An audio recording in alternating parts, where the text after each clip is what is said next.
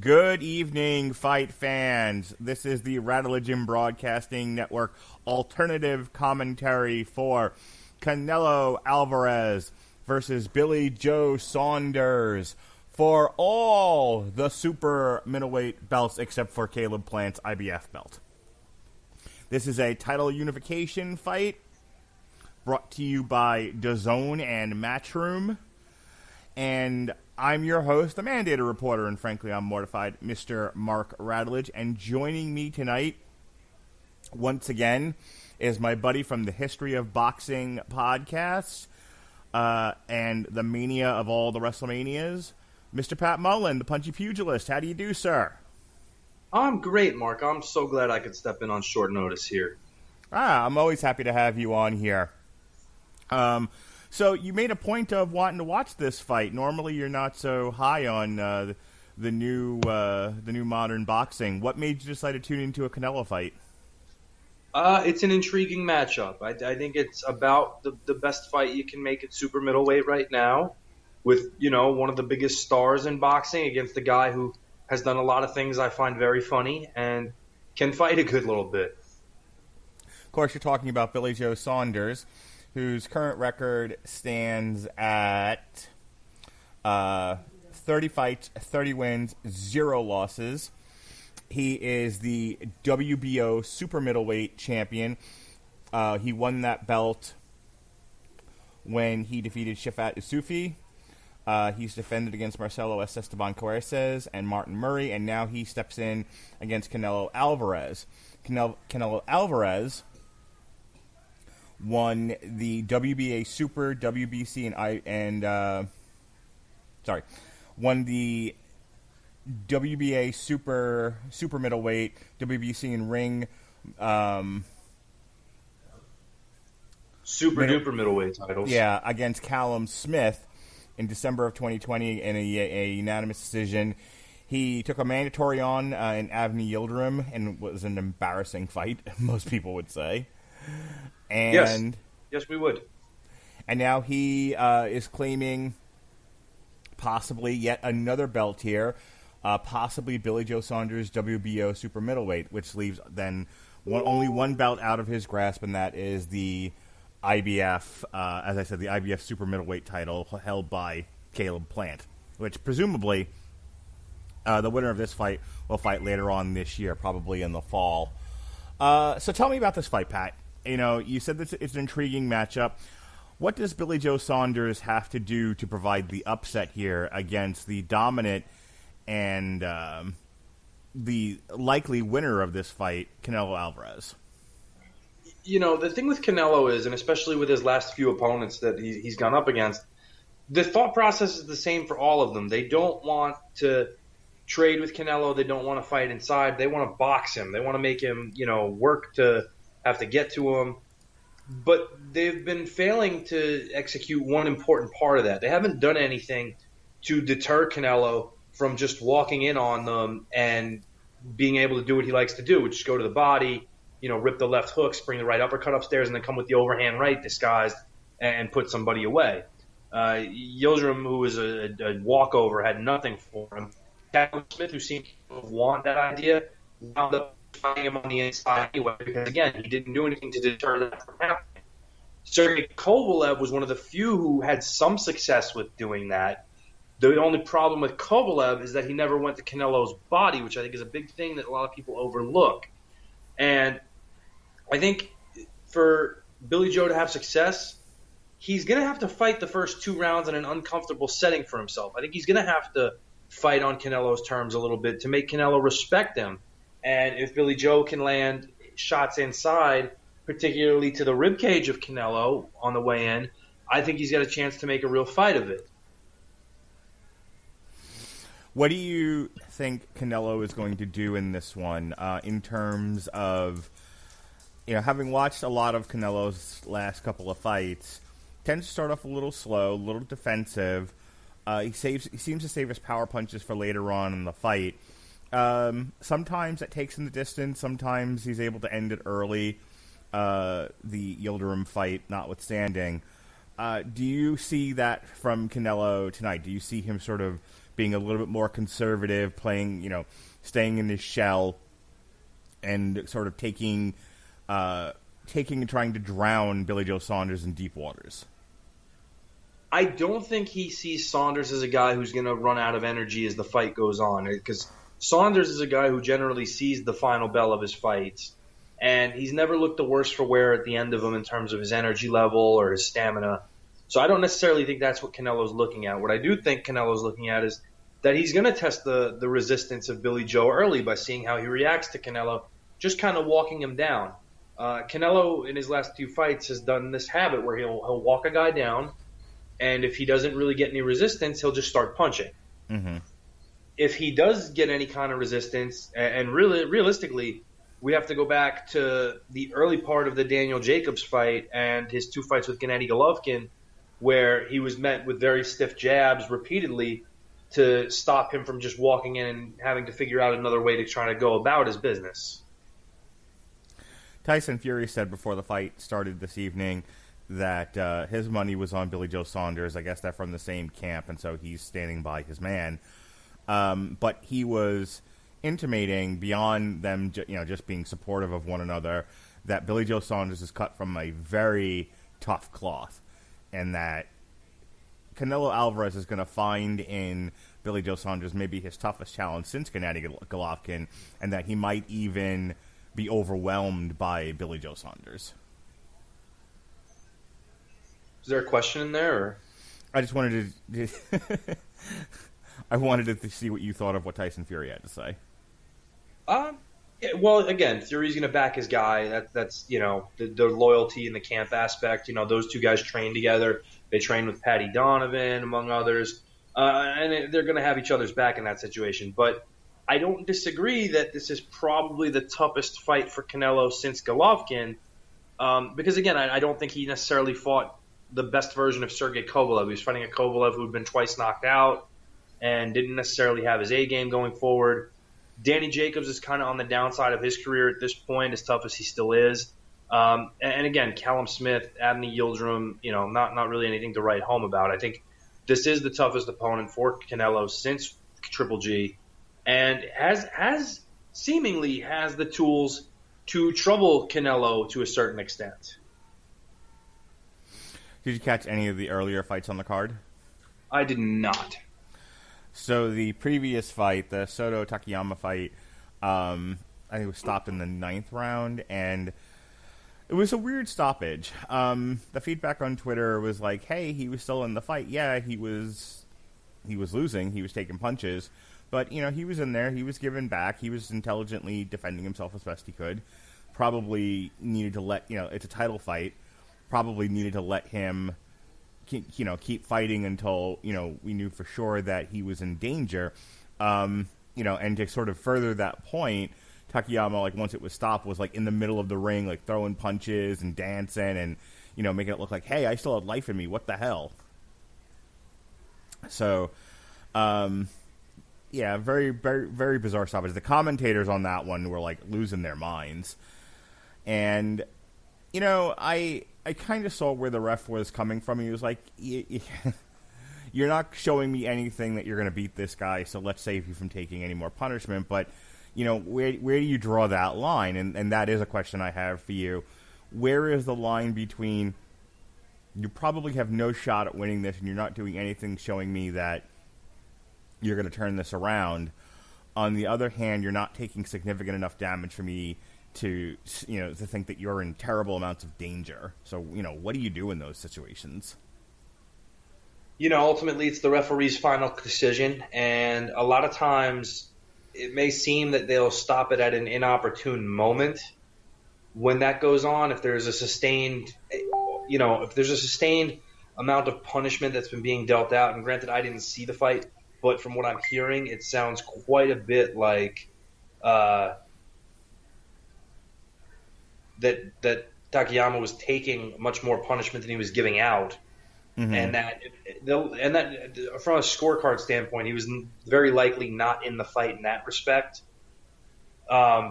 So again, it's probably warranted that that fight did get stopped somewhere. It's just the moment that the fight was stopped seemed inopportune. And at that point, that's more a viewer criticism than anything else. So I don't really. I tend to lean on the idea that as a mature viewer, after a while, you kind of get a sense of when a guy shouldn't be allowed to keep going because he's just not going to win this fight. Mm-hmm. And if Takayama was landing his best Sunday punches, which it sounds like he was at various points against Soto, and Soto took them and continued to just fight on and fight his fight, the likelihood of Takayama scoring a miracle come from behind KO is not likely there. Referees generally also will investigate a guy's history before they watch a fight with them, and we'll see if this guy's capable of doing certain things, and it may allow them a little more leeway. And if there's not, then there's not. So I haven't seen it, so it's hard for me to say, oh, I definitely made the right call. But from what I'm hearing, I probably wouldn't have an issue with the call as it was made. That's fair. All right. Well, both fighters have taken center stage in the ring. We are getting through final introductions, and we are almost ready to start the fight. There's a judge in a Canelo fight whose last name is Cheatham. Yeah, that's pretty dubious. All right, joining us now, fresh off his commentary, his coverage duties for 401mania.com and the MMA section, covering what was left of a tattered and destroyed UFC card, UFC Fight Night. Ladies and gentlemen, the coverage god, Robert Winfree. How do you do, sir? Better than Marino Rodriguez's face after that last head kick. A reference I'm sure no one will get because no one's going to have seen that fight. And it turned out okay. She lost, but yeah, she landed a decent kick there at the end. Way to go, Michelle. All right, Robert. Dude, if nothing else, Michelle can take a punch, right? We've heard from Pat, and, these guys are going to get started any minute now, so I beg of you to keep it brief and timely. But I do want to get your feedback. How do you see this fight breaking down? Billy Joe Saunders is he's not a champion for nothing. He's undefeated. He's a pretty slick boxer, likes to fight long. He fought before the fight to make sure this ring was actually a little bit larger. I believe we're in was it 22 or 24 feet they decided on? I can't remember. I thought I heard him say 22. 22. Right. He asked for 24, and I think they compromised on 22. He wants the space, wants to move, wants to fight long, which could be a problem for Canelo. The real problem is you're never going to beat Canelo via decision. On the plus side, Adelaide Bird is not judging this fight. She was at the UFC event and turned in a couple of atrocious scorecards per usual. No, but however, we do have Max Cheatham. Not making that up. I completely believe you. I assume one of the other judges is like Dewey Howe. From the law firm of Dewey, Cheatham, and Howe? Yeah, pretty much. All things considered, I like Canelo to win the fight here. Canelo is, much as we've kind of bagged on some of the decisions he's benefited from, the man is legitimately maybe the best boxer in the world right now. I tend to like his chances overall to win this fight, but Saunders is nobody's pushover, if nothing else. Now, watch Canelo come out and starch him very quickly just to make me look like an idiot. I have Canelo at the moment at number 4 in my pound-for-pound rankings. That is quite low, actually. Who's your number 1? Shakur Stevenson? Trevor Bryan?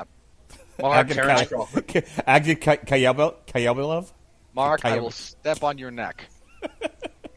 I have Terrence Crawford at number 1, Vasily Lomachenko at number 2, and Naoya Inoue at number 3. I might swap Loma and I might put Teofimo Lopez in place of Lomachenko, but pound-for-pound rankings are a weird thing to try and parse out. Yeah, and Canelo's got a pretty good chance to stamp himself as a top 3 guy at least if he can look impressive against Billy Joe tonight. I'm pretty sure all 3 of those guys have fights coming up. All right, round 1, here we go.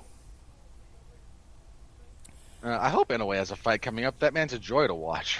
Yeah, he does. I check the schedule pretty regularly. Anderson Silva has a boxing match coming up, too. The less said about which, the better. All right, and so both fighters take the center of the ring. Got some pawing going on from Billy Joe Saunders. And as I was telling you, Pat, before Robert came on, there is Canelo kind of in his turtle shell, just sort of seeing, what there is to see. The goal for Saunders at this point is if Canelo is going to shell up, you have to give him a deterrent to stop him from walking in on you. He started by pawing with the jab. He's got to throw that a little more authoritative, and he's got to give Canelo something to think about by occupying Canelo's hands when he does it. Billy Joe Saunders goes for the body there. It's kind of throws a single shot, tries for the big left, and swing and a miss. Yeah, Canelo, if there's a fault in Canelo, he does tend to take a bit of time to get going. And that punch there is going to be Canelo's best weapon in this fight, is if he wants to close the distance and he gets close, if he can land that left hook to the body early and often, it's been his best offensive weapon consistently through his career, and it sets up that big overhand right that he usually puts guys away with. I was saying before you came on, Robert, that my prediction is that we're not going to see a lot out of Canelo early on, and that he's going to take this into deep waters. Pat's counter to that was, yeah, but Billy Joe Saunders isn't the kind of guy who gasses out late in rounds. Yeah, I think to the extent that this is going to go long, it's going to be more a byproduct of Canelo's sort of generalized style about liking to grind you down. He likes to get close. Canelo walked him down there into the corner and threw the right hand to the body, but Saunders spun off and correctly got the action back to the center of the ring. Yeah, some really nice footwork from Saunders thus far, which is going to be key for him if he's going to have a chance here. And there he doubled up on the jab and got it through. You know, obviously a very different fighter and a very different fight, but that was what led to Canelo's one loss was, Floyd Mayweather being able to use the ring to his advantage, use a lot of movement, and definitely avoid Canelo's big punches. Canelo was left befuddled in that fight, and I wonder if Billy Joe Saunders seeks to, as best he can, emulate the Floyd Mayweather strategy. Floyd Mayweather is not the guy I would try to emulate against this version of Canelo. I would look more for inspiration to his fight with Landi Lara, which Canelo might have won, but he had a lot of problems that he had to overcome in that fight, and Saunders is not. Lara also being a lefty, Robert. That's true. And again, the other guy, to give Canelo a ton of problems would, of course, be Gennady Golovkin, and Saunders is not cut from the same stylistic cloth that Golovkin is. Tough round to judge, Pat. How did you see that one? I scored it 10-9 for Canelo. I think he landed the more solid shots that did a little bit more damage. I think Billy Joe did some things in that round he should have. He did double up on the jab at times. He did try to back Canelo off, and he also landed a good doubled-up left hand at one point. But I think Canelo being the effective aggressor and landing clean, hard shots along the ropes mattered more. If you're asking me who I'd have rather been Canelo in that round, hence why I score it that way. Robert, what say you? I agree with Pat. Again, it's not that Saunders is doing bad work. He's like I said, he's doing things that he needs to do if he's going to win, but he kind of got out firepowered a little bit the longer that round went on, so I'm going to be very interested, and Robert, you are too, and to see the battle of the lead feet as we go on, because each guy was trying to outposition the other to get their lead foot outside and pin the other guy in punching range. Yeah, that's going to be a big thing the more Saunders fights southpaw, and which is kind of his natural fighting stance. And sadly, that's not a thing he can lean on. Canelo has fought plenty of southpaws along the way, and he's never had a tremendous problem with it. But there are things you have to be mindful of when doing so. So Billy Joe Saunders is doubling up on his jab there, which I like. Well, he started to at least, and then he's still doing it. It's still kind of a half paw, half jab. But he did something smart there. He poked in and prodded with a lead left hand that got through, and immediately tied Canelo up and spun out to prevent an offensive rebuttal. And if he can do that, he can frustrate Canelo and score points and try to goad him into making a mistake. Yeah, he really cannot get pinned up, or he really can't afford to get pinned up in the either along the ropes or in the corner, or to get into prolonged pocket exchanges with Canelo. That's a recipe for disaster. Now, Canelo scored with a right-hand lead, but Saunders took it well. I have to say, and maybe we don't say it enough in Canelo fights, but Canelo has some pretty good movement in his defense. I mean, every time Billy Joe Saunders has gone in for a heavy-handed attack, he hasn't been able to catch Canelo. Also, I would never call a Billy Joe Saunders attack heavy-handed. Yeah, that's one of the big problems that Saunders has faced throughout most of his career. He doesn't have a tremendous amount of stopping power. No, but I mean, if you catch my meaning, when he really went after Canelo, he didn't touch him. Canelo was able to avoid his attack. Yeah, Canelo's defense is perpetually underappreciated because everyone fixates on just how good his offense is. Mm-hmm. To be fair, I will say, though, this round, Saunders is scoring pretty regularly with what he's throwing. Canelo avoids a left hand there, but he's taking his share of shots, and he's also using his forearms to block body shots on the way in, and his jab is really working overtime now. Yeah, that long left, that kind of looping left to the body from Saunders, followed by a pivot out, has been doing some pretty good work for him. Unfortunately, Canelo just fired off 3 big shots. He had 2 to the body, and then it looks like it was a straight right. That sneak right hand upstairs, yeah. Yeah, that pushed Billy Joe Saunders back. And again, part of that is Saunders is dropping his hands to protect his body and relying on his head movement, but Canelo is a very smart shot selector, and another right hand just missed on the inside. Yeah, Canelo is targeting the breadbasket. Pretty good. He's one of the premier body punchers in the sport right now. I mean, there's other guys that you might find on more highlights, but I don't think too many people are able to capitalize on body work to set up headshots the way Canelo does. No, and Canelo again has scored with a good right hand on the outside, and part of the problem is because Billy Joe is leaning to his left, which is traditional for a southpaw, but you've also got to balance that with movement, and when you're not winning the outside foot battle, you're going to be pinned inside for that right hand lead, and Canelo's been able to score with it. So we see, as the round breaks, a commercial for the Tomorrow War, which is the next big Amazon Prime exclusive feature, and we will be reviewing that here on Damn You Hollywood shortly after. Wasn't that the William Shatner book series? No. That was Tech War. Oh, all right, yeah. But yeah, we will be reviewing that. Yeah, look, I was looking forward to that, and then I saw the trailer. I really wanted them to go goofier with it, just to be perfectly honest. Well, here's a hint how to get through that as we come to the end of round 2, almost starting round 3, and I do have it scored 2-0 for Canelo. I agree with that. Oh, is it Miller time, Pat? I'm having a banquet. Perfect. Much the way Canelo is with that lead right hand so far through 2 rounds. I was going to say, because we keep it classy here, but your reference was better. Yeah, that right-hand lead is causing Saunders all kinds of problems, and it's going to get worse the longer it goes. Right here, where you see with the pawing of each guy's lead hand, that's going to favor Canelo, because what Saunders is doing is, despite having a longer reach, by not being authoritative with that, he's allowing Canelo to gauge the distance, and he can pot shot him from the outside like you saw right there with a right hand underneath. I'm really liking that right hand of the body from Canelo. I mean, he really, how much it's actually making contact, depends on each time he throws it. But man, he throws it with authority. I mean, it looks. I almost wish he'd turn it up a little bit more and try nailing him in the chin with it. It's such a good punch. Will. Just give it another couple of rounds, and that missile's going to the head.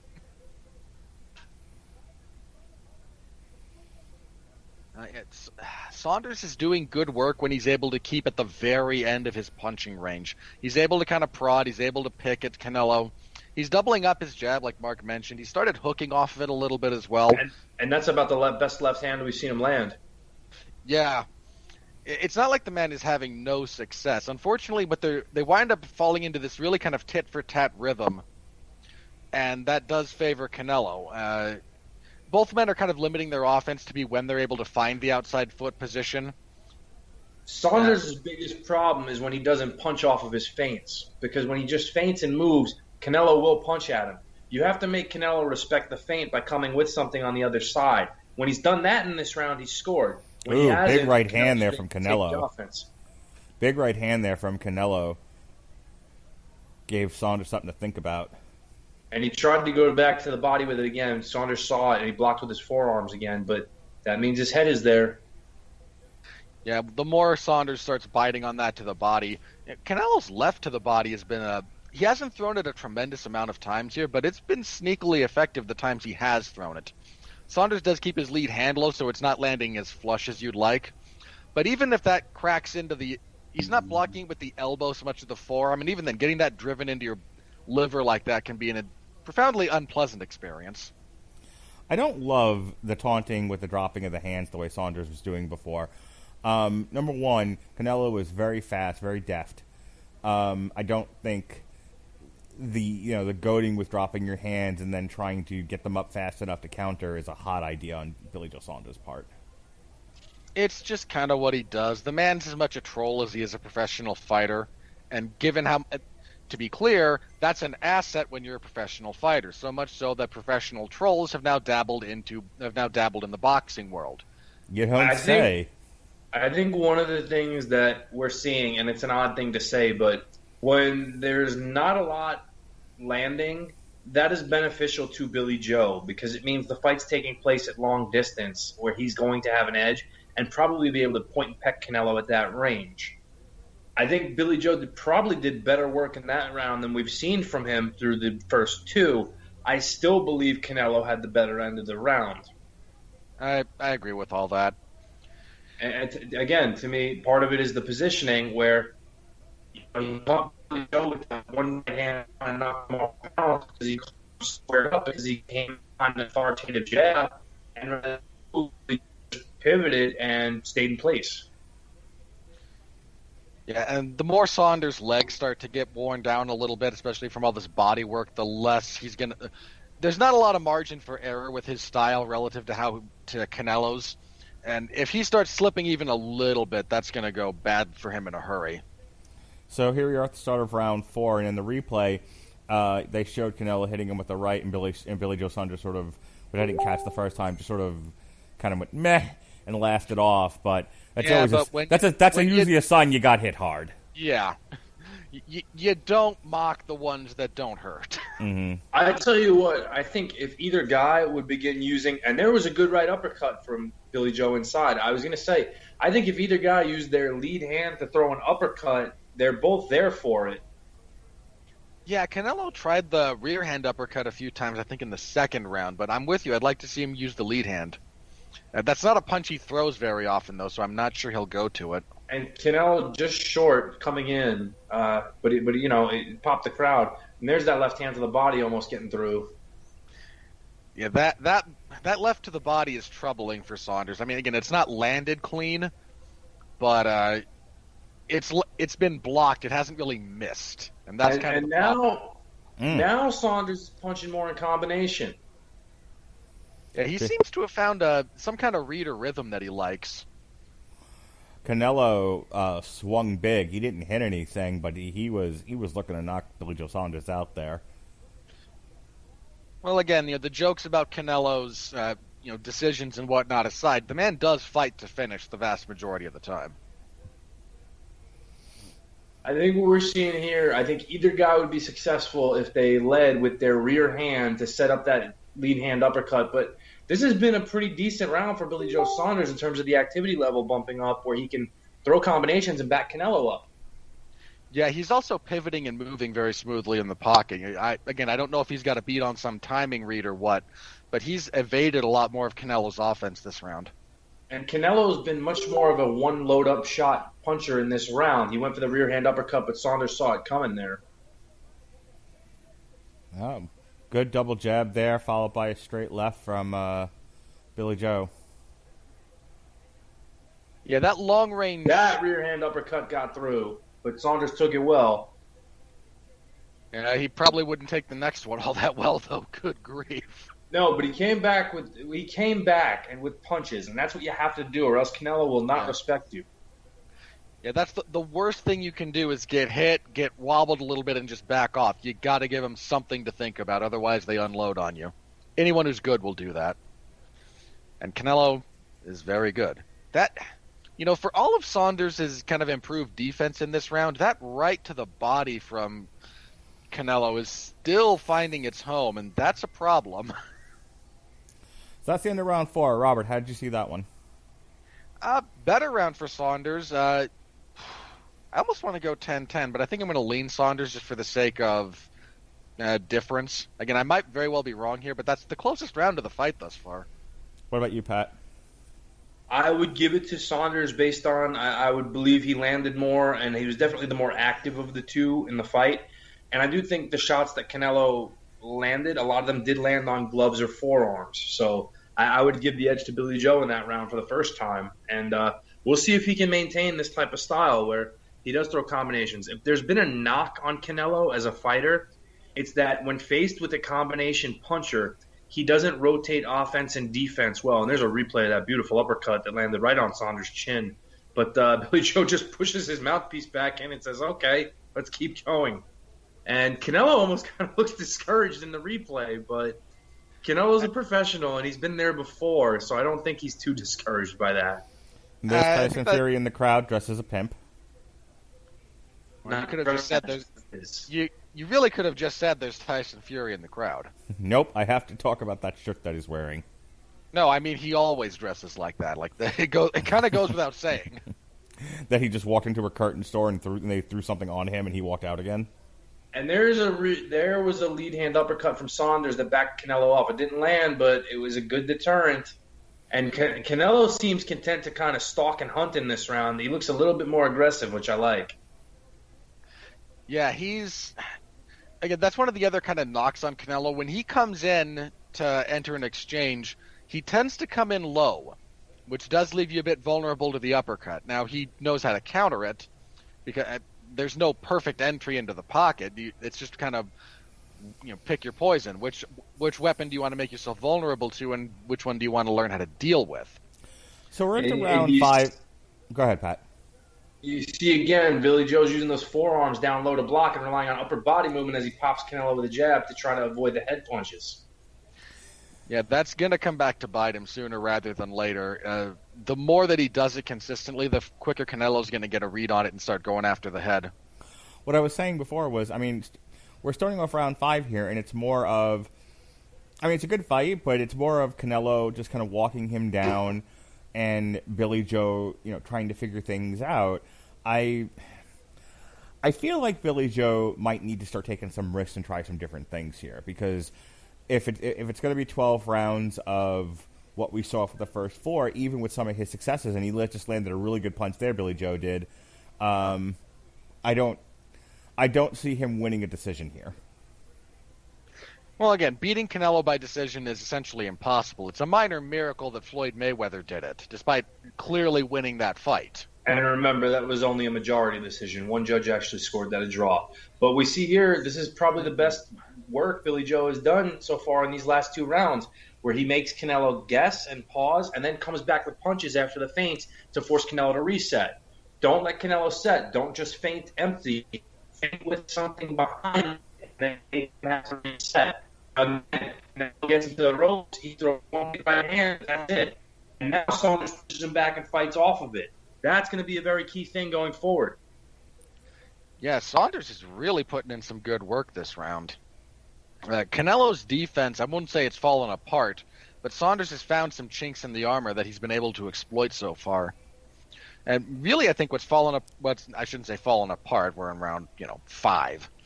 But Canelo's footwork has dropped off a bit. He's not cutting Saunders off nearly as well as he was in the earlier parts of this fight.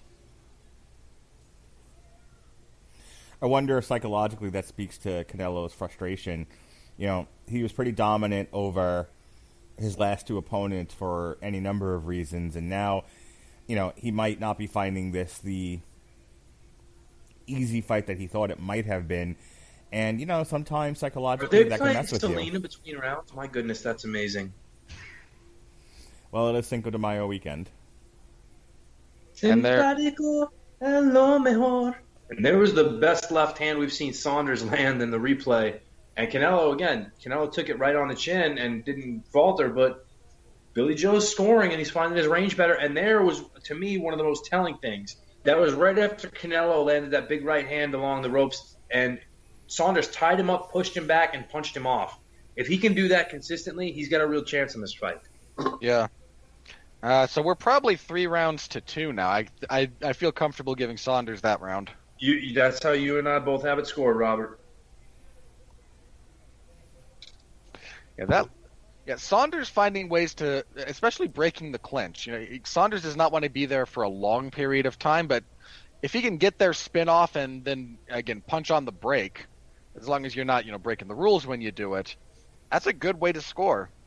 Yeah, We are into round 6 here, the back half of the fight. Now just imagine if Billy Joe Saunders didn't have pillows at the ends of his arms. And shockingly, Chris Mannix has Saunders' head to read it too. That's a little bit dubious. I think they're just prepping the commentary team to try and sound outraged when Canelo wins the decision. So he had some interesting fighting in the clinch there before the ref broke him up. Yeah, the longer clinch exchanges definitely favor the stronger fighter, in this case Canelo. He's really good about generating power in tight quarters. Billy Joe's not feinting as much here. I would like to see him utilize more of that to just kind of make Canelo miss as Canelo scores with a jab along the ropes. Yeah, that's what set up everything he did successfully in the previous round in particular, was a feint and then fighting off of it. And there, Go ahead. I was going to say, and there we saw Billy Joe double up on the left hand after a good one inside and made Canelo miss the body shot. That's what he's going to do. And they're doubled up again. Yeah, the feinting leading into that kind of an attack will work for him. It'll work for anybody if you know what you're doing. The problem that Saunders ran into earlier was his feinting was not leading to anything, and if you don't do anything off of the feint, you're not actually really feinting, I suppose, if you want to get deeply into the theory behind it. If it doesn't set something up, then it's no good. Here he's getting some work off. They're both going to the body a bit more. Nice little... Saunders is showing off a little bit of a switch step when he throws the left. Depending on the angle, he is still mostly a southpaw, but he's doubling up body to head now as well a little bit, and that seems to not be a thing that Canelo's happy about. And Canelo got a good right hand through, but Billy Joe is right there taking it and daring him to come on. You got to like the confidence you're seeing from Saunders, even if he's getting hit. And he took an uppercut there, but he's trying to bait Canelo in to try to make a move and get into a war of the jabs again. He may have lost the last 2 rounds, but Canelo's winning this round, and he's still up on the scorecard. So Canelo doesn't have to take big chances here. He can still dominate in these rounds, doing what he's doing and win comfortably. I think he's in this round of Billy Joe just not being active and just taunting after getting hit almost cleanly. I think he gave that round away a little bit after a good start because he allowed Canelo to step in on him. No, I'm with you. Billy Joe had a really good, I wouldn't say the first 30 seconds, but like the middle 60, he was really good, and then just at the end, couldn't keep it up. I think he's getting a little overconfident in that he's tasted Canelo's power, and he's taken it well.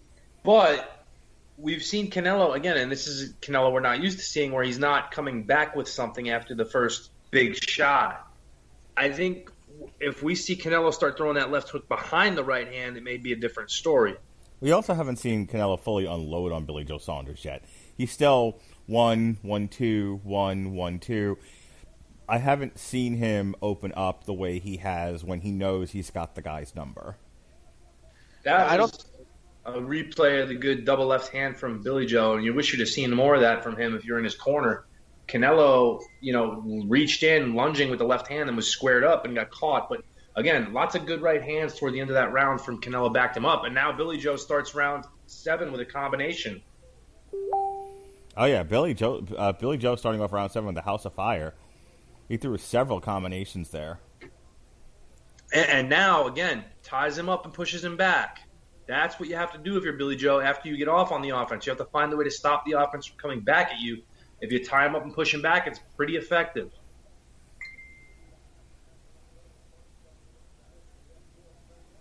I think the other problem that Saunders is going to run into, again, the longer this goes, Canelo doesn't let him come forward a whole lot. And Saunders, again, throwing combinations here will help.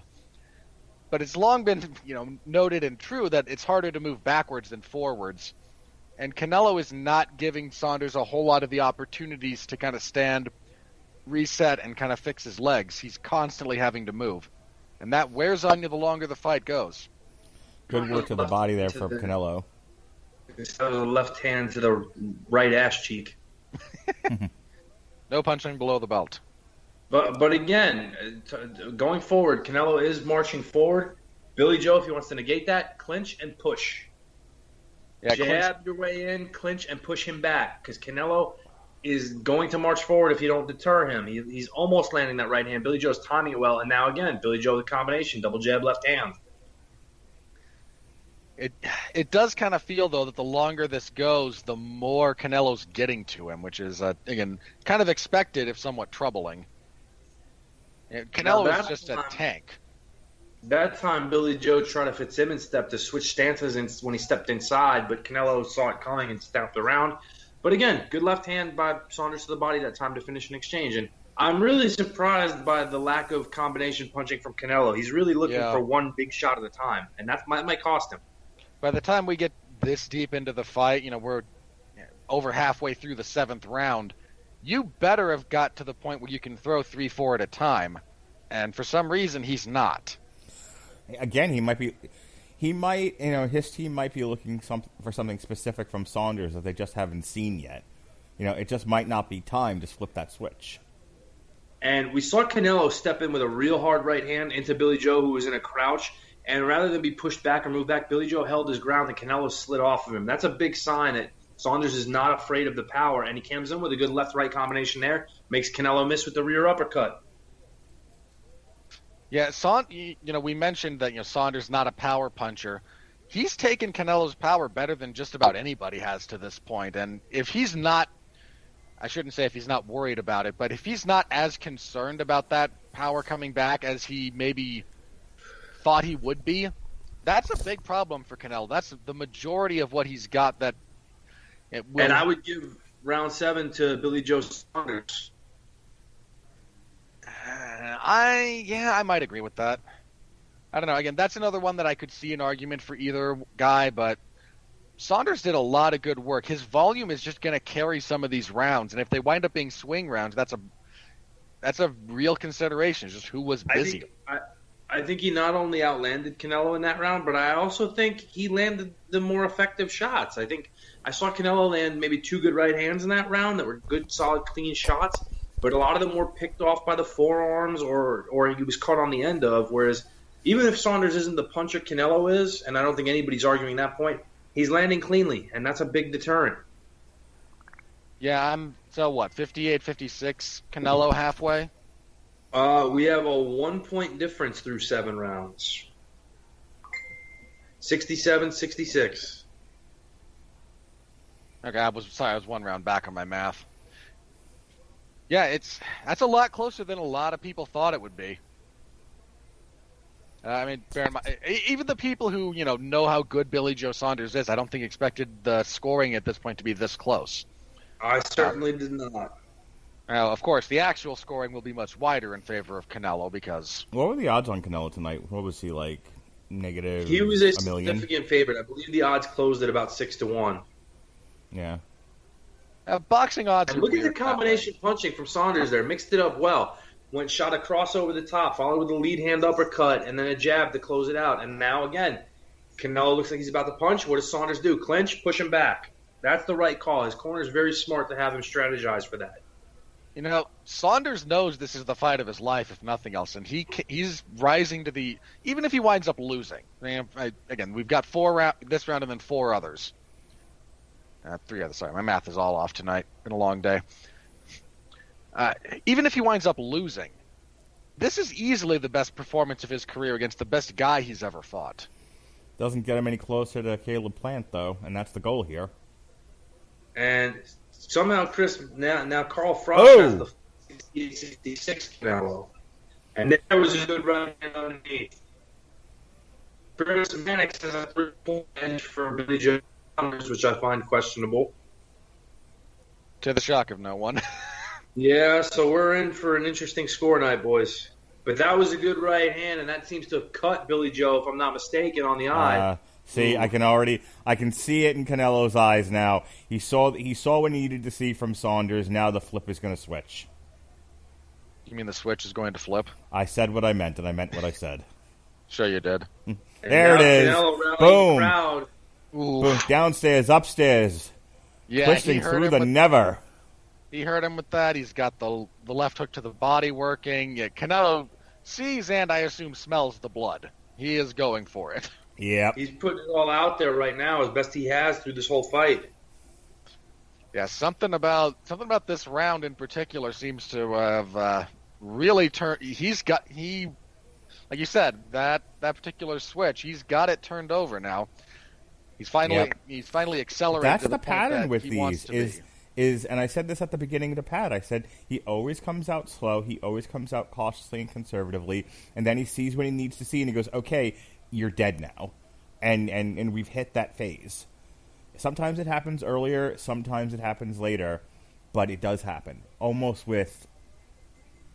every time I've seen Canelo fight. Yeah, Saunders is hurt. I mean, his legs are okay under him, but he's stopped throwing back, which is a big tell about something like this. But he weathered the storm and got through the round. Yeah, serious kudos to him because he got hit. I mean, that right that Canelo cracked him with, that was a serious punch. Yeah, and you can see the damage on the eye is very apparent. There's a cut definitely underneath it. Now, if it's underneath, he's probably okay. We're not in too much danger of getting But a he doctor. is swelling pretty well as well.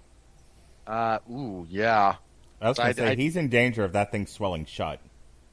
Yeah, they might give the cut man a bit to work on it, but if that gets much worse, they might stop this if that swells too much more. And to be clear, I don't object to that. If you can't see, you can't fight. And they are stopping it. Really? Hang on, I'm a little bit behind you, so I need to get a good look at the swelling here because. Oh, okay. I'm telling you. Robert, you guys were talking about it. I'm like, no, I'm looking at that. I'm like, they're going to stop this fight. Yeah, if not this round, then the next. No. As I see the swelling better now, it's under the eyebrow.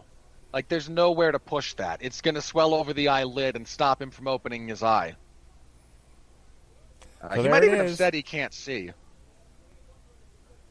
Yeah, that's a very small cut. Yeah, I think that's the right call. As I get a better look at that swelling, like that's just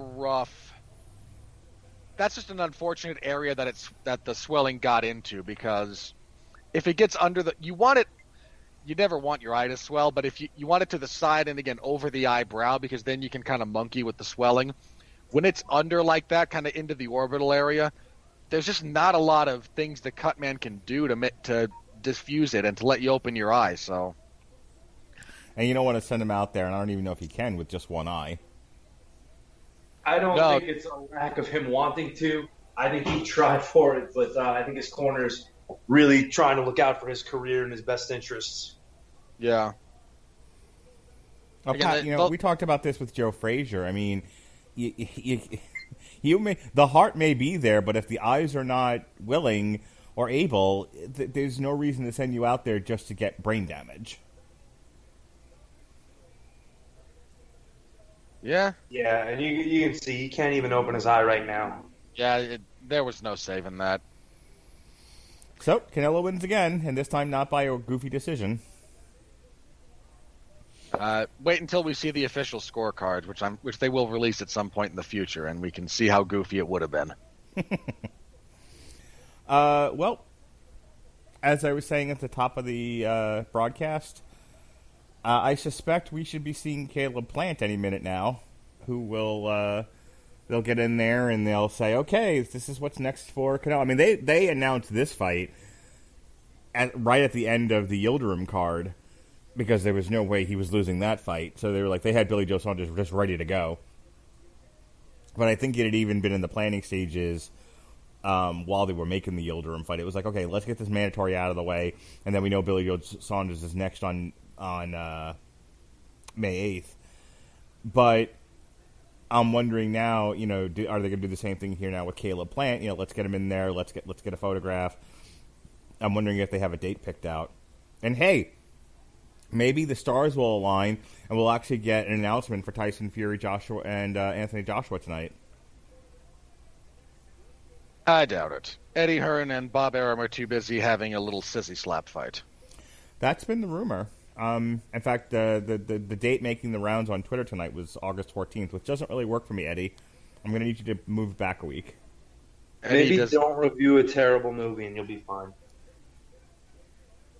I think that's when you're on. Isn't that when you're on vacation? No, August 14th, I'm back. I'm just working. Actually, August 14th, I was supposed to be at Megadeth and Lamb of God, but they moved the tour, and then we lost the Florida date. Yeah, that's unfortunate. It is. I was not happy that day. I imagine you took it out on some poor, helpless prisoner. I am always the height of professionalism. The very height.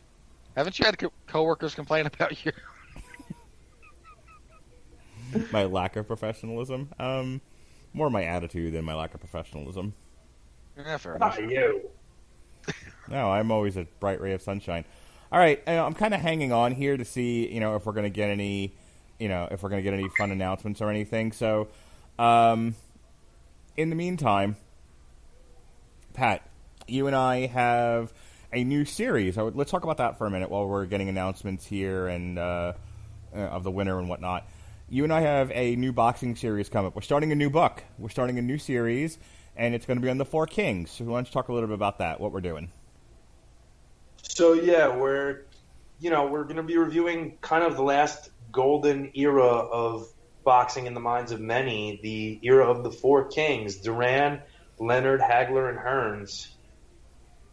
And basically, we're going to look at each guy's kind of career leading up to the start of the rivalry in 1980 and all the way through each of the fights that encompass it through 1989. We begin the decade with the rivalry and we end the decade with the rivalry. And for a lot of people, this defines the last real incredible era of pound-for-pound boxers fighting each other on a regular basis without a lot of things going haywire around it. And we'll look at each of the Four Kings themselves, the things that made them, and the fights that happened as they did, and just, have a great time going through history, looking at four of the very best fighters that ever lived and their fights against each other. And that's we're going to do one of those per month, and that's going to take us into next year. So what I thought was going to be one show is turned into a whole new series, a whole new book. So I'm excited about that. Plus, we've got You can't talk about those four in one show. You just can't. I see that now. We've also got the Mania of WrestleMania shows coming up. We got WrestleMania 2 this month. We'll be talking about that next month or so. We'll be doing WrestleMania 3 and so on and so forth from there.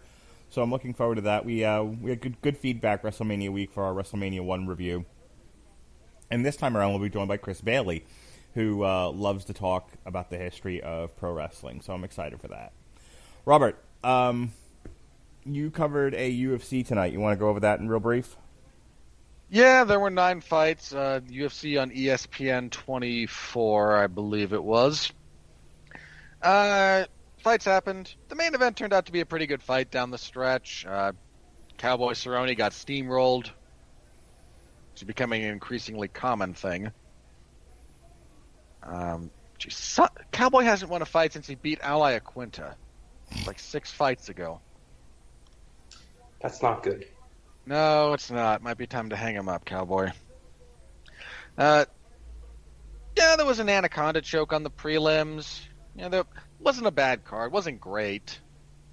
But given all the crap that card went through, the fact that it wasn't a dumpster fire will be considered a win by most. Not me, but most. So there's that. Let's see. Next week is UFC 262. The vacant lightweight title will be contested between Michael Chandler and Charles Oliveira. Let me jump in here. So I have scorecards through round 8. All right. First round, Billy Joe over Canelo, 10-9. Hang on. Whose scorecards are these? Glenn Feldman. Okay. Next 3 rounds were Canelo, 10-9.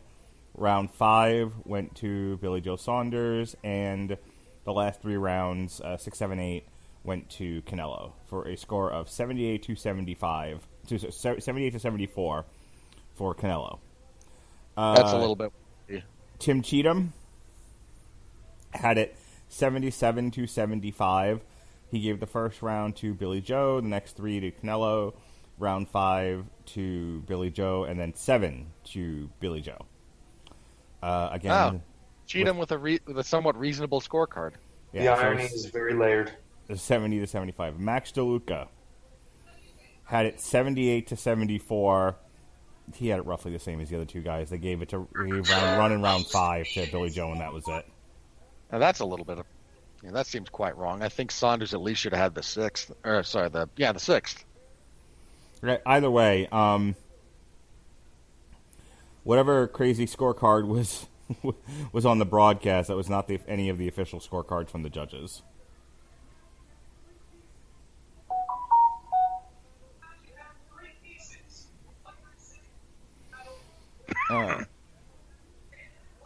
All right, so they're talking to Canelo in the middle of the ring here, and I suspect they're going to talk about the Caleb Plant fight next.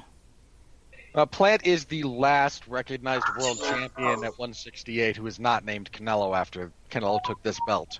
Mm-hmm. And Canelo's stated plan was to assemble the Infinity Stone, snap his fingers, and wipe out everyone not of Mexican descent. So he needs to acquire the... I'm kidding. He wants to unify all the belts at 168. My bad jokes aside. He's got all of them except the one that Caleb Plant has.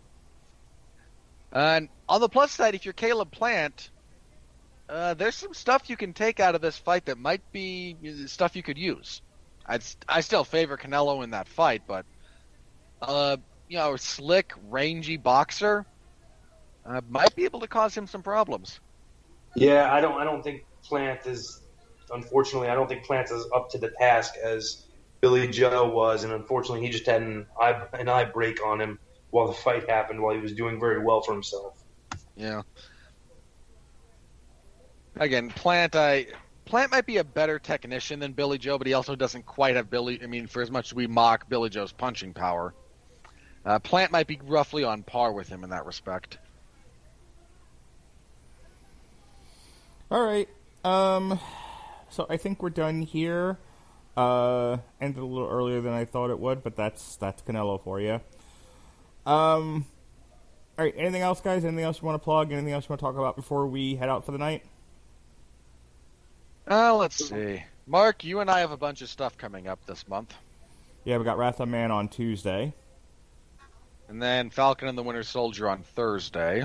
Mm-hmm. We have something else. Oh, wait, he's still interviewing Eddie Hearn. We might actually get an announcement here. All right, go ahead while I double-check the calendar.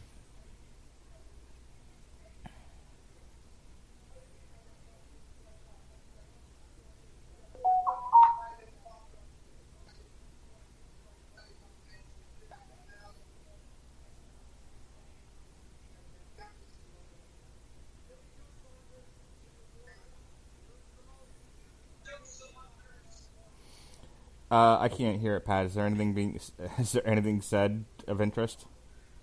Eddie Hearn wants to keep the good times rolling. Well, when you're a 6'5", multi-millionaire, I think that's an admirable sentiment.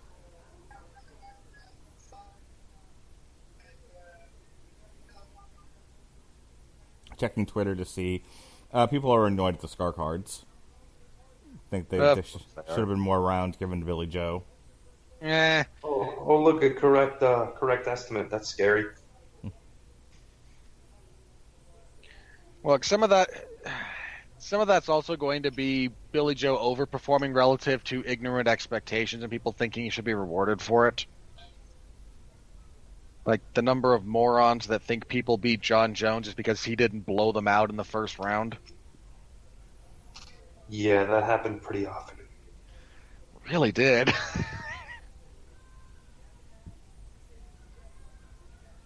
Again, which is not to say that there's no cause for giving Billy Joe Saunders rounds. We both had it only 2 points apart. Yeah. It's not like the man did poorly, but I think that's about the most that you can give him.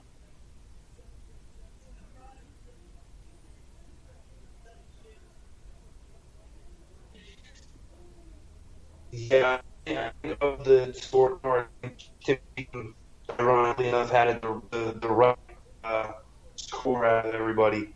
I think Feldman and DeLuca were kind of just giving any round they could to Canelo, basically. All right. If anything interesting happens, I'll share it on Twitter. Folks, thanks for joining us here on the alternative commentary for the Radulich Broadcasting Network coverage of Canelo versus Billy Joe Saunders. For Robert Winfree and Pat Mullin, I'm Mark Radulich. Be well, be safe, and behave.